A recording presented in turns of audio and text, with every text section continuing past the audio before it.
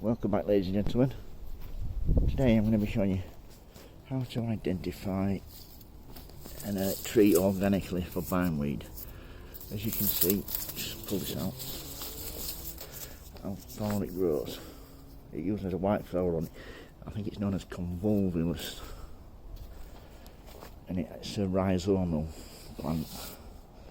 Now I've just pulled some of the roots out.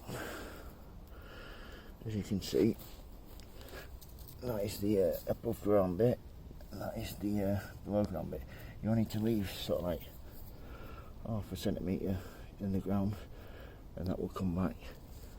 But if you want to keep on top of it, this hedge was actually covering it when I started. As long as you see it, you just need to pull it out.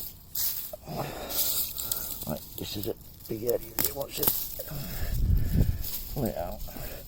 And as long as you keep doing that, eventually you will kill the plant because it'll use up all its energy. If you want to spot it, what to look for is these arrow-shaped leaves.